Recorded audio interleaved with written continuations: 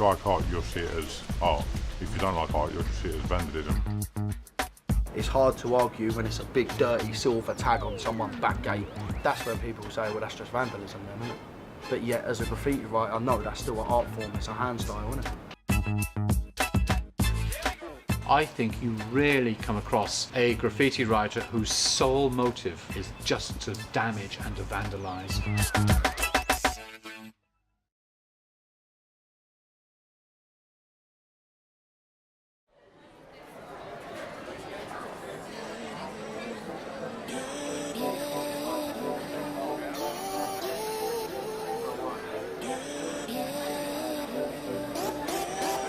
Street artist's name is Smiler_Street Art, and I've been doing this for about a year and a half now. I can't remember the name because I'm always smiling. I met a friend down the road there called Major and Boswell who inspired me to do collage. My first collage got put in the Secret London on the website, so I knew something was going to happen, and then obviously a year and a half later I've started gradually getting a name for myself and working my way up. I've got stuff like Trump, the Queen and that, but then there's other stuff which try and make people laugh or positive messages. The Trump stuff and that, and the Queen and that, that's more just for funny, you know? Not to have a dig, not that, you know, it's just to make people laugh.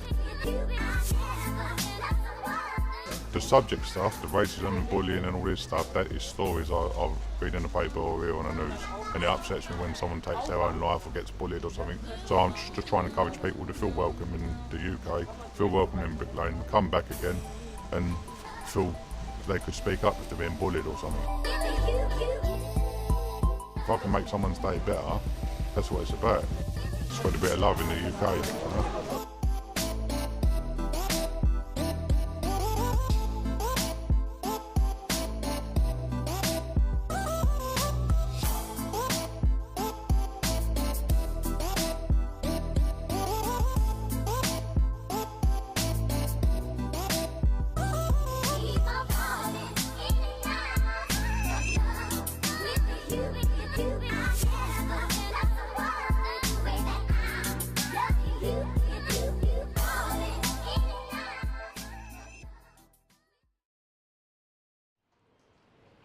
There's lots and lots of different ways people define street art and graffiti. Some people think, oh, it's the difference between the legal stuff and the illegal stuff. Some people think it's the difference between letters and written words and images.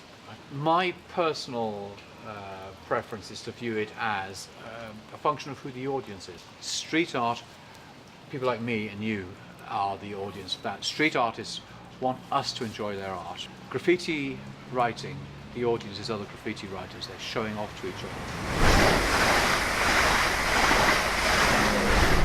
Proper real graffiti for me is like when you're on the train and you're going past and you're seeing graffiti either on the train or on the train tracks. As big and as brutal as you can go on the tracks and on the trains, the better, innit? Like your rep will just increase like mad. My name is Spencer. I'm an artist in general. There's this whole debate about what's graffiti, what's street art, but I do a bit of both, innit? Every single time I go and paint letters, people will just stroll straight past me. If I'm standing there painting some just cool shapes that are like pink and green and just wicked colours, people want to chill, have a photo, you know what I mean? They want to ask and they're loving it, blah, blah, blah, you know what I mean? So I think you appeal to a lot more people with street art. I don't get what I want, I get what I need. Every single day I'm heading off to my dream, and I get everything that I damn well please. I don't give a damn if you all listening to me, cause I run it. I'm the only one that really want it. I'm the only one that's really on it. I'm just being honest. I'm just doing everything I promise, cause I want it bad enough that I'ma make it as an artist. I got into graffiti through just vandalising, to be honest with you. I wanted to write my name on a box. I saw everyone else doing it, and I thought, I wonder how they, it was the thing of how do they get there? How do they do that? I want to do it. Obviously it was just tags, then it was throw-ups, then I was running around in places I shouldn't have been running around. Got arrested and then I turn to the legal side of it. Sold out in front of a whole crowd. We lose control now. Y'all take this shit too personally. Everybody got a different version of me. Everybody gotta be learning from me. Everybody wanna be. When I see graffiti, it makes me want to do graffiti. You know what I mean? Or when I see street art, it makes me want to do street art. All day long, people sit on Instagram looking at people's graffiti. You could get up and go and do that yourself. So if you can, why don't you? Most times, legal graffiti, when you go there, you can stand there for hours and make it as colourful and as big and as beautiful as you want. But yet, not as many people are going to see it. That's the reason why all this illegal graffiti gets done, because if I'm trying to push a poster in your face as many times as I possibly want, I'm not going to go to like the little secret spots to do that. I'm going to come out and just put it in the most blatant, brutalist place possible. Try to stop me. We are not conditioned to appreciate the beauty of a tag. Other graffiti writers see things like the flow in a tag and arrows and starbursts, you know, all the kind of little complexities and things that we miss. I think you rarely come across a graffiti writer whose sole motive every time is just to damage and to vandalize. I think they are preoccupied with style, with showing off, developing and becoming unique, you know, and damage is actually a kind of small, tiny little part of it. And for many of them, it's not a factor at all. You could go and do 1,000, you know, legal walls, but you'll get a different sort of rep. It's not the, I mean, in graffiti world, people who do vandalism, yeah, you might get a massive big silver one, or yeah, on the side of the tracks it might be illegal, it might be big pink, you know, whatever, it might be crazy, it might be wicked. That's one side of illegal graffitiing that people could say, is it art, is it not? That's where you have more of an argument about it, but it's hard to argue when it's a big dirty silver tag on someone's back gate, you know what I mean, and it just says their name all dirty and horrible. That's when people say, well, that's just vandalism then, isn't it? But yet, as a graffiti writer, no, that's still an art form, it's a hand style, isn't it? I don't regard graffiti as vandalism, although I must say, if I went out one day and saw my car had a tag on it, I would struggle to find the creativity present in that.